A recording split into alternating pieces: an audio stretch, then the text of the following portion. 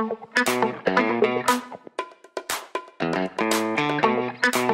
kong pilikmata yan. Linawin nyo, guys.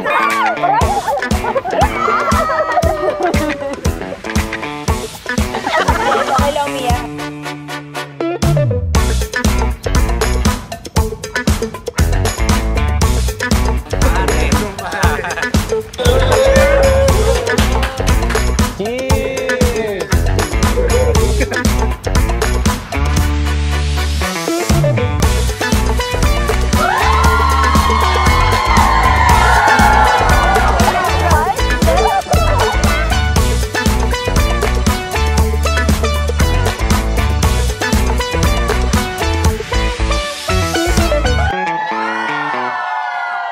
Hindi man araw-araw na nakangiti. As a couple, here we are.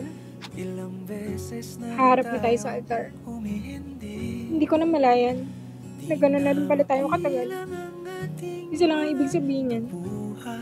Masaya lang tayo sa relasyon natin simulat sa puno. Hindi na namamalayan.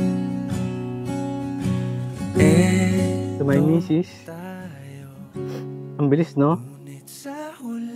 Parang kailan lang mag-BF-GF pa lang tayo.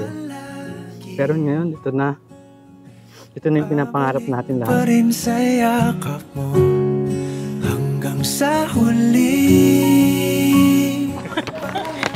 May regalo na Eddie para sa'yo. Simbolo ng kanyang pagmamahal.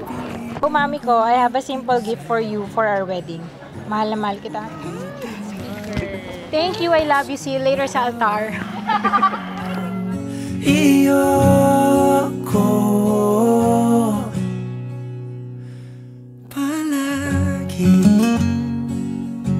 Daddy Groot, I want to thank you for being with me. Kahit madalas short-tempered ako at sobrang busy ko lately, but you still make time to check and ensure I'm okay. Thank you for consistently making me feel I am secured in your own little ways. Ikaw ang paborito kong desisyon at pag napaligiran ang ingay at ang gulo, di ko pagpapalit ngiti mo sa mundo. Eto tayo sa huli palagi. Thank you dahil nandiyan ka pag may problema ako. Nakasuporta sa mga ginagawa ko sa buhay. Never ka bang nagreklamo? Pagkakaalam ko, hindi. Hindi ka nagreklamo, dyan. Dyan pa lang panalo na ako. Thank you for being my answered prayer and for proving that everything is worth the wait. Sobrang love ako ni Lord, binigay ka niya sa akin. Ito na yung araw na pinakahintay natin.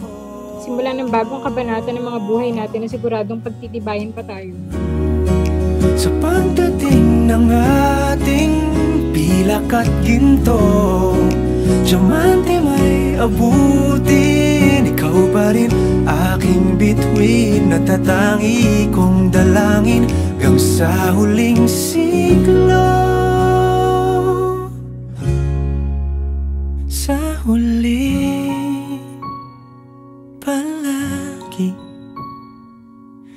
pabalik pa rin sa yakap mo, mahal sa huli palagi. Pipiliin kong maging sa'yo.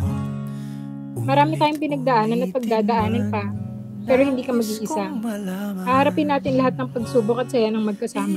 Hindi biro ang tatahakin natin bilang maging mag-asawa, pero kakayanin natin. Dahil pagtutulungan tayo, sabay natin pangangarapin ang ating mga pangarap at sa pagbuo ng pamilya. Wala nang ibang nakagawa sa'kin ng ganito.